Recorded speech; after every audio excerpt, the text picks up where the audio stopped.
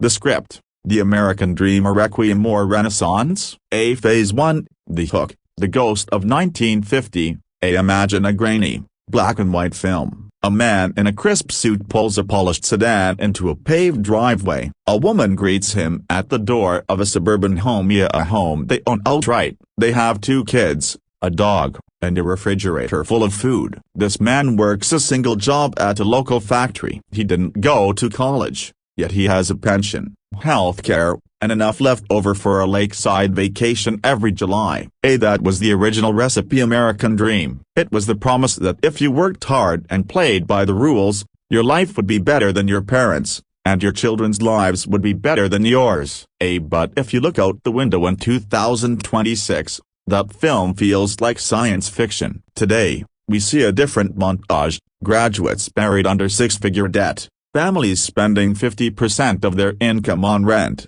and the middle class that feels like it's walking a tightrope over a canyon.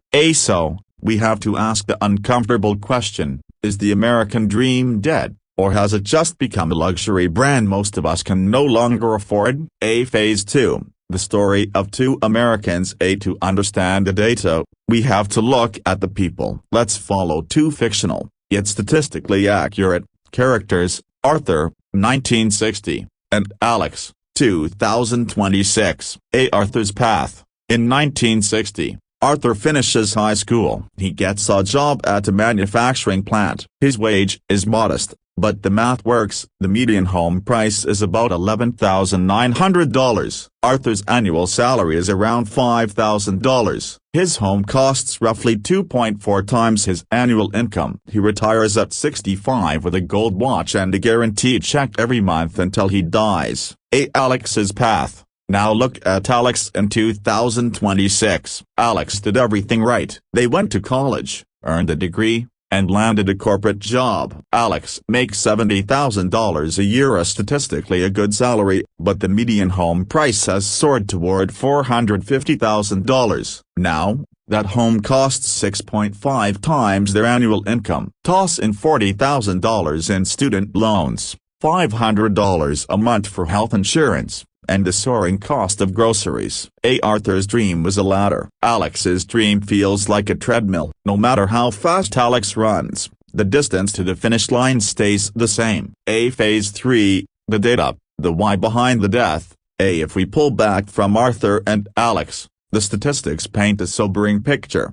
Social mobility. Research from the Opportunity Insights Project shows that a child born in 1940 had a 90% chance of earning more than their parents. For a child born in the 1980s or 90s, that chance has dropped to 50%. It's a coin flip. The productivity gap. Since the late 1970s, worker productivity has increased dramatically, but wages have remained largely stagnant when adjusted for inflation. The wealth created by hard work is no longer flowing into the pockets of the workers, it's pooling at the very top. At the cost of basics, the 3 pillars of the American Dream: housing, education, and health care have all outpaced inflation by massive margins. The verdict: if the dream is defined by the 1950s standard of a single-income household owning a home and retiring comfortably, then for the majority of Americans, that version is effectively dead. Phase 4, The Counter-Argument. It's not dead, it's evolving.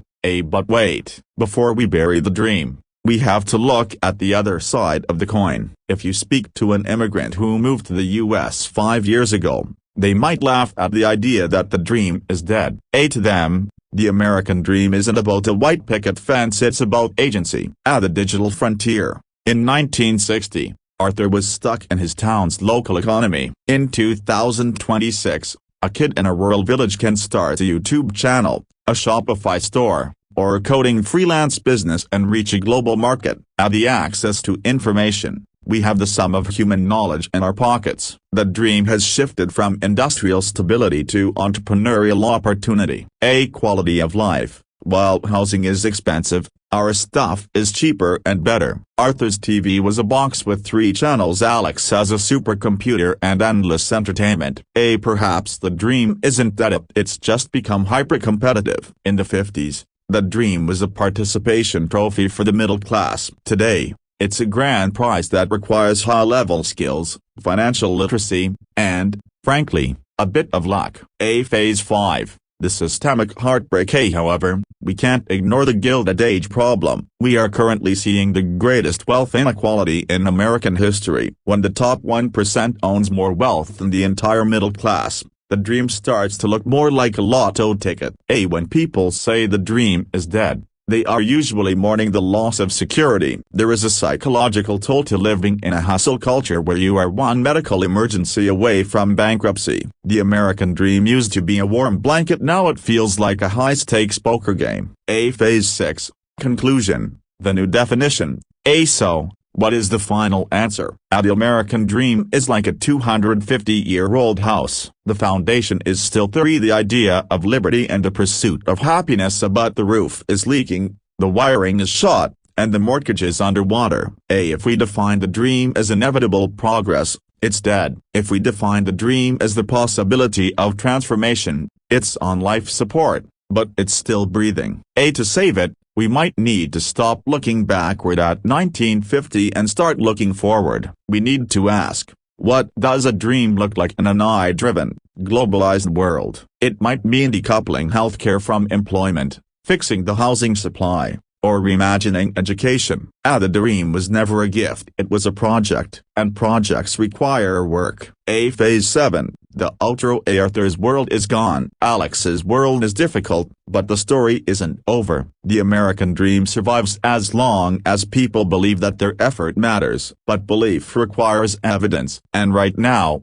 millions of people are still searching for that evidence. What do you think? Is the dream dead? Or are we just in a really difficult middle chapter? Let's talk in the comments. Next steps for your video. Visual suggestion. Use liminal space aesthetics or Americana B-roll, empty malls versus bustling tech hubs, to highlight the contrast. Engagement. Ask your viewers what their personal dream looks like. Is it a house, or is it just freedom from debt?